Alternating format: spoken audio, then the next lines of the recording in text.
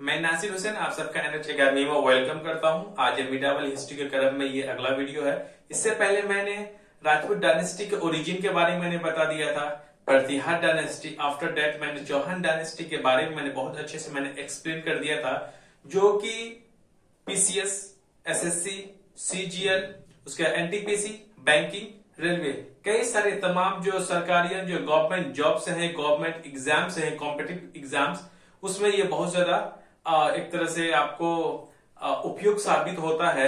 जितना पीटी का क्वेश्चन बन सकता है मैंने उतना ही मैंने कोशिश करा है इसमें पढ़ाने का।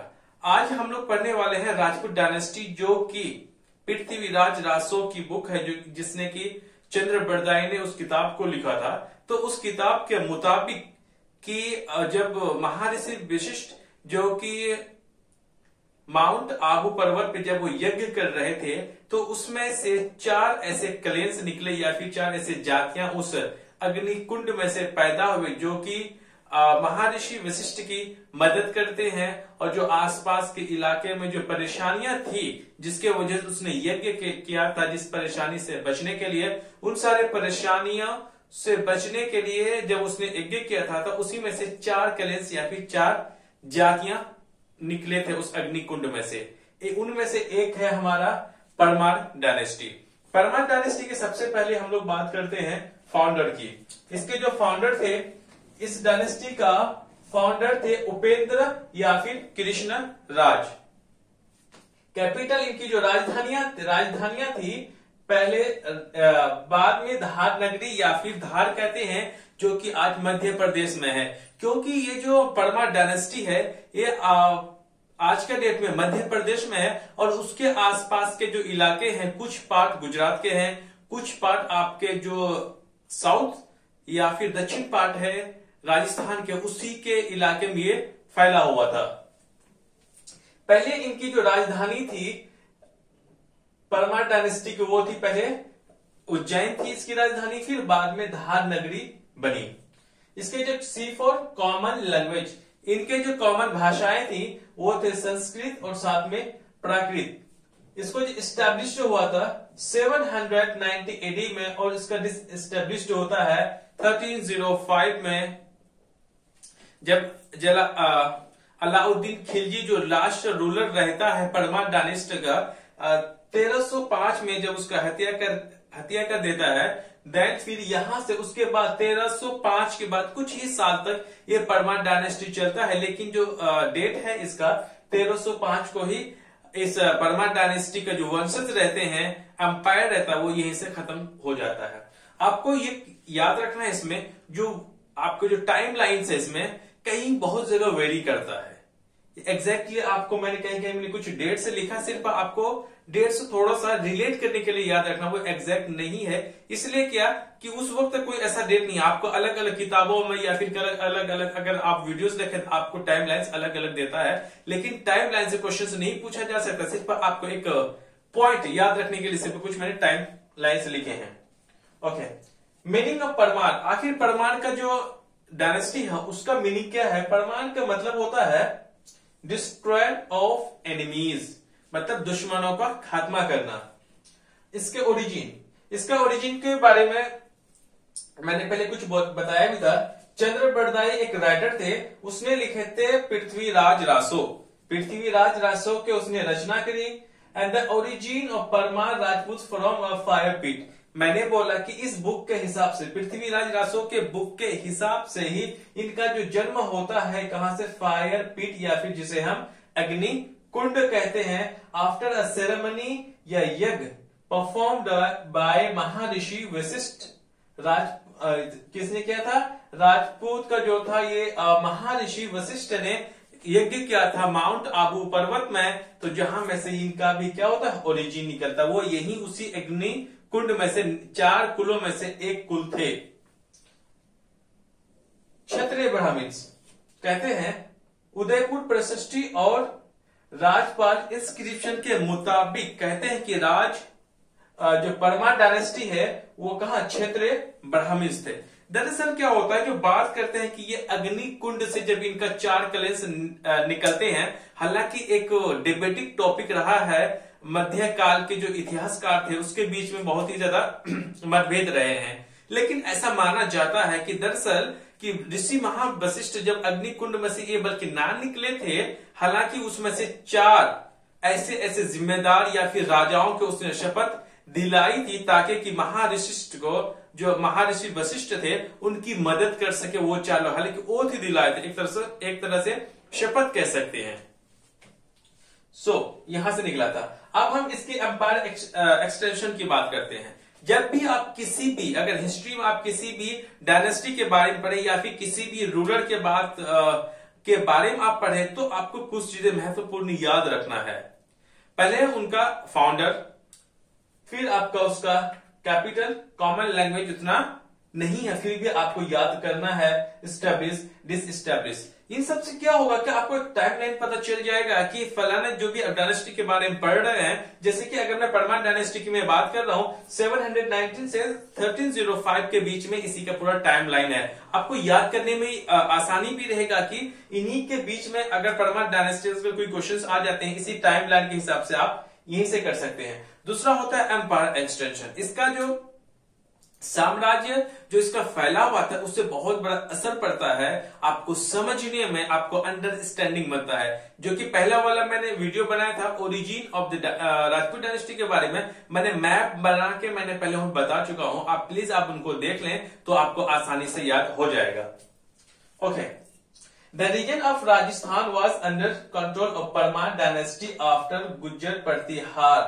कहता है जो कि हालांकि इस परमार का डायनेस्टी मैंने पहले वाले वीडियो में बता चुका हूं, जैसे ही परमार प्रतिहार, गुज्जर प्रतिहार डायनेस्टी जैसे उसका डिक्लाइन होता है, उसमें कई सारे जो छोटे छोटे जो फ्यूडल्स होते हैं इसका प्रतिहार गुज्जर प्रतिहार डायनेस्टी के जितने फ्यूडल्स या सामंत होते हैं, ऐसे ऐसे छोटे राजा जो कि प्रतिहार डायनेस्टी के अंडर में काम कर रहे होते हैं, जैसे ही गुज्जर प्रतिहार डिक्लाइन होना शुरू हो जाता है, विस्थापित होना शुरू हो जाता है, तो उसी में से कई सारे उसमें छोटे छोटे जो राजपूत राजा रहते हैं वो उसमें से आजाद होने लगते हैं, एक अपना डायनेस्टी और अपना साम्राज्य बनाना शुरू कर देते हैं। उसी में से यह एक परमार डायनेस्टी भी था।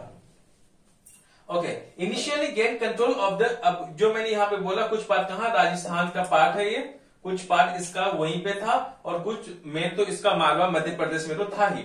Initially gain control of the Abu region, जो कि पहाड़ी इलाका है राजस्थान में, माउंट आबू पर्वत वो इलाका। They continue to establish their supremacy in other parts of the state when the Pratihara power was declined. जितने भी राजपूत डायनेस्टी रहे, उसका जो रूलर्स रहे, उसके आपस में हमेशा से उसकी लड़ाई रही है। आप शुरू से लेकर के आखिर तक जब भी आप देखेंगे राजपूत के जो आपस में संबंध अच्छे नहीं रहते हैं, उसकी कई सारे बैटल्स, कई सारे युद्ध आपस में होते रहते थे। इसीलिए वो चाहते थे कि जहां पे एक छोटा सा साम्राज्य जब उसने बनाया था, वो चाहते थे कि एक्सटेंड कर सके। इसीलिए जो आसपास का जो पार्ट्स थे उसमें वो क्या सुप्रीमेसी अपना सत्ता स्थापित करना शुरू कर दिया था। ओके, जैसे कि इनकी जो एम्पायर थे, धार, मालवा, उज्जैन, आबू हिल्स और अमरकोट पश्चिम में, जो कि अफगानिस्तान वाला साइड में था, यही अमरकोट है, और साथ में धार नगरी, जिससे धार आज के डेट में मध्य प्रदेश है। उसके बाद आ जाते हैं, एक बुक है जिसके नाम हम बोलते हैं नवसंग चरित्र। इस किताब, ये किताब जो लिखा गया है पद्म गुप्त के द्वारा लिखा गया, और उदयपुर प्रशिष्टि, यही ये 2 बुक है, उदयपुर प्रशिष्टि और साथ में नवसंग चरित्र। ये जो है परमार डायनेस्टी के बारे में हमें बताता है। और साथ में दरअसल जो उदयपुर, चलिए आगे मैं देख लेता हूं। एक किताब थी आईने अकबरी, कौन लिखा थे? अबुल फजल, जो कि अकबर के 9 रत्नों में से एक है। ये भी किसको, आपका जो चंद्रबरदाई जो पृथ्वीराज रासो है, उसने भी इसको समर्थन दिया था। ओके, पहला किंग जो रहता है यहाँ के, किंग तो नहीं कह सकते, एक तरह से फाउंडर इसको कह सकते हैं, या फ्यूडल्स हुआ करता था। मैं बाद में आपको आगे बताने वाला हूं। उपेंद्र कृष्ण राय से शुरू करते हैं। हालांकि 812 में 812 एक ऐसा वक्त रहता है जहां पर जो राष्ट्रकूट रहते हैं, जैसे कि नॉर्थ इंडिया में गुज्जर प्रतिहार उस वक्त रहता था पावरफुल, उसी तरह से दक्षिण भारत में भी एक डायनेस्टी रहता है जिसे हम राष्ट्रकूट कहते हैं। जैसे ही प्रतिहार डायनेस्टी डिक्लाइन शुरू होने लगता है, तो उसी वक्त क्या करता है राष्ट्रकूट, तो उसके दुश्मन पहले से ही था। त्रिपक्षीय जो संघर्ष हुआ था उसमें से एक पाल था, पूर्व से, दक्षिण से राष्ट्रकूट, और नॉर्थ इंडिया की तरफ से था प्रतिहार डायनेस्टी। प्रतिहार डायनेस्टी में से वत्सराज जो था डायनेस्टी था, रूलर था, वो क्या कर देता है त्रिपक्षीय में वो जीत लेता है। उसके बाद तभी से ही राष्ट्रकूट किसका दुश्मन हो जाता है, आपका प्रतिहार का हो जाता है। जैसे ही प्रतिहार कमजोर हो जाता है तो राष्ट्रकूटों का रूलर ने क्या करता है 812 में वो क्या करता है, वहां प्रतिहार डायनेस्टी के कुछ पार्ट्स को जीत लेता है, वहीं उसको उपेंद्र को एक तरह से रूलर बना देता है। यहीं से शुरुआत होता है परमार डायनेस्टी का। इसकी जो जानकारी हमें मिलती है, हालांकि इसका टाइमलाइन अगर देखें 790 AD से लेकर के 815 AD तक, हालांकि इसके कई सारे डेट्स में आगे पीछे भी है, लेकिन प्लीज आप इन सबको थोड़ा सा एक टाइमलाइन एक दिमाग में आपको रखें कम से कम। उदयपुर परसिस्टी का मतलब होता है कि कॉपर प्लेट जो होता था उस वक्त, तांबा का प्लेट जिसमें कुछ चीजें लिखी हुई थी जो कि एविडेंस मिलता है परमार डायनेस्टी के बारे में। सो उपेंद्र या फिर कृष्ण राज की जो हमें जानकारियां मिलती हैं किसके, परमार डायनेस्टी के बारे में उदयपुर परसिस्टी के से हमें पता चलता है। लेकिन नौशाह सांग चरित्र जो है ये किसके बारे में नहीं बताता है, उपेंद्र या फिर कृष्ण राज के बारे में ये नौशाह सांग चरित्र नहीं बताता। सिर्फ कौन, उदयपुर परसिस्टी से ही पता चलता है परमार डायनेस्टी के रूलर के बारे में, जिसका नाम क्या है कृष्ण राज। नौशाह सांग चरित्र में इसका जिक्र नहीं है।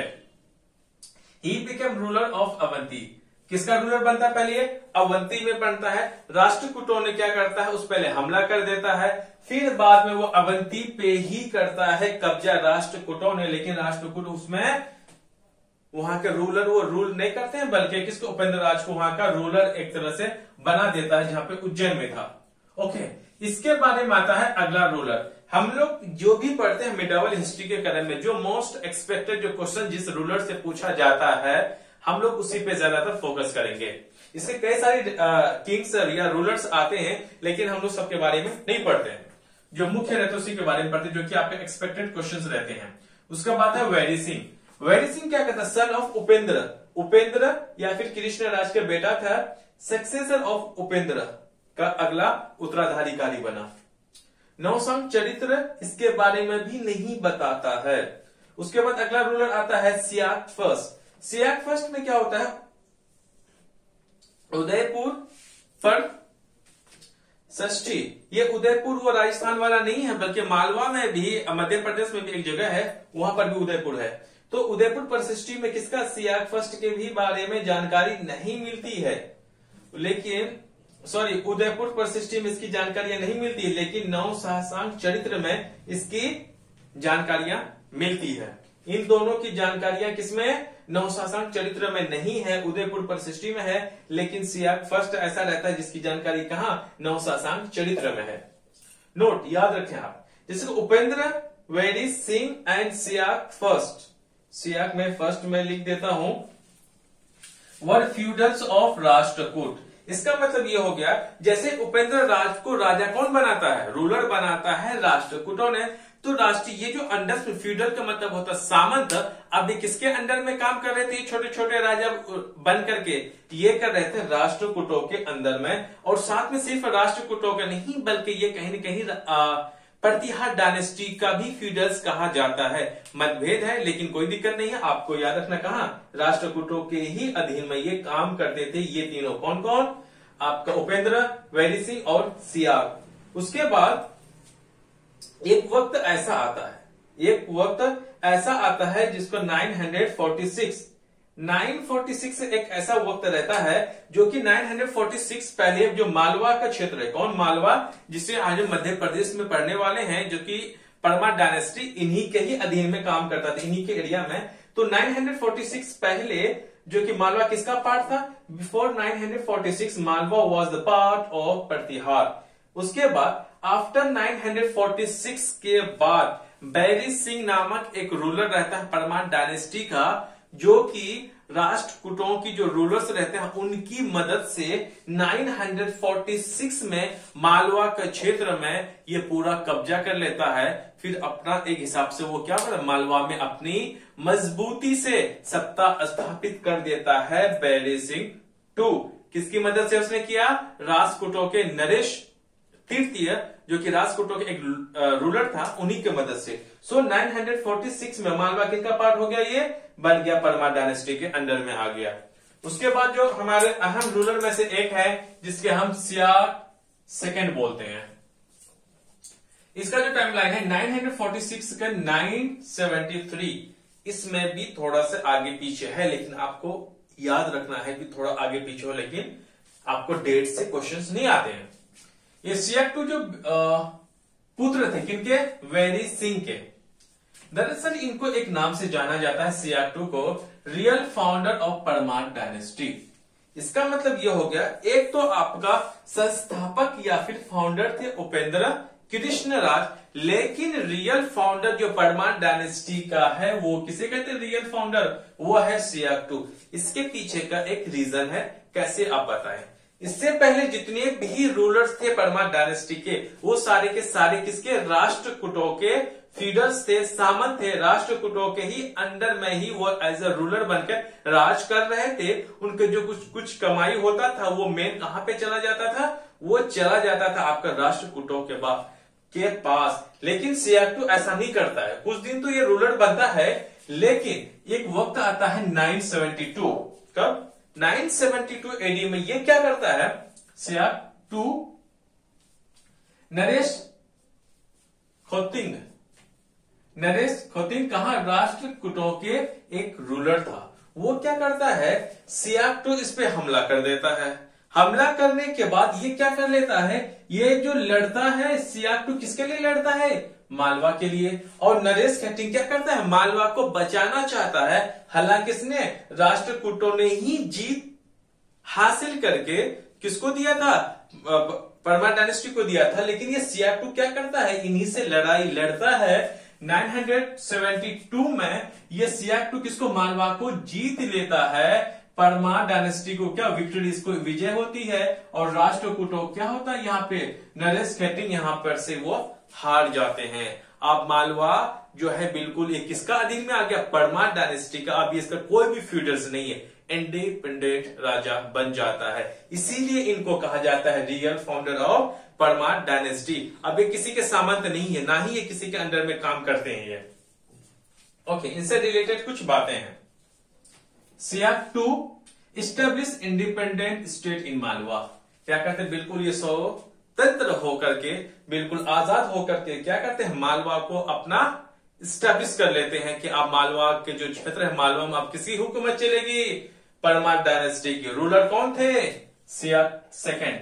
ओके, इसकी हम एम्पायर की बात करते हैं। एम्पायर इसका जो नॉर्थ में देखे ये झालवाड़, वेस्ट में साबरमती, ईस्ट में भेलसा और साउथ में ताप्ती रीजन में इनका साम्राज्य बहुत अच्छे तरीके से स्थापित हो जाता है। इन्हीं का क्या होता है? इनके बाद जो राजा बनता है वो बनता है मुंज। मुंज से परमार डायनेस्टी का एक अच्छे से राइज जो होता है, यहां से ये क्या होता है? परमार डायनेस्टी आगे अच्छे से बढ़ता है। मुंज 973 में बनता है, 998 में या फिर 97, 96, हालांकि 98 नहीं, आप इसको 96 या 7 कर लें, 6 कर लें आप, 96। इसको डेट्स को लेकर के कंफ्यूजन है, प्लीज आप इसको ना माने, आप इसको सिर्फ याद रखने का तरीका याद रखिए, इनसे सवाल नहीं पूछे जाते हैं। Munj was adapted and made king by Siyak to uncle as he had no heir. कहता है मुंज का जो सियाक टू का कोई औलाद नहीं था, उनका कोई भी वारिस नहीं था, तो सियाक टू का भतीजा जिसका नाम है मुंज, उसने क्या करता है? मुंज को एडॉप्ट कर लेता है और मालवा का राजा या फिर रूलर उसको बना दिया जाता है। इसके कुछ टाइटल्स लिए थे। इसके टाइटल्स हैं वाकपति राज या फिर उत्पल। वाकपति राज सेकंड है ये, क्या है? वाकपति राज सेकंड, नाम याद है प्लीज। वाकपति राज सेकंड या फिर उत्पल किसका नाम है? मुंज परमार या फिर मुंज का ही नाम है। इसके क्या कहते हैं? इसके कुछ आर्ट्स हैं और कुछ इसका कंस्ट्रक्शन है या फिर हम आर्किटेक्चर कह सकते हैं। ही बिल्ट कालका माता टेम्पल इन धार। धार में किसको? कालका माता मंदिर का निर्माण करता है। मंजू सागर लेक कहां? मांडू में। मांडू में ये मुंज सागर लेक का भी निर्माण करता है। So he built also beautiful temples in the मशवरी, उज्जैन एंड धर्मपुर। धर्मपुर में, उज्जैन में और महेश्वरी में वो क्या करते? बहुत ही खूबसूरत और सुंदर मंदिरों का निर्माण करने का काम कौन? यही मुंज करता है। आप देखें यहां से क्या होता है? आर्किटेक्चर, आर्ट का फैलाना अब यहां से शुरुआत होता है इनका यहां से। ओके, अब कोर्ट पोएट की हम बात करते हैं। इसके कुछ दरबारी कवि थे। इनके दरबारी कवि का एक था इसका पद्मगुप्त। मैंने बता दिया पद्मगुप्त ने कौन सी बुक की रचना करी? पद्मगुप्त ने किया था 9 शांत चरित्र की, और उसका था एक धनंजय। ये इसका कोर्ट पोएट था, दरबारी कवि था जिसका नाम के धनंजय। वो कौन सी किताब लिखा? वो लिखा 10 रूपक। उसके बाद हम लोग आगे बढ़े।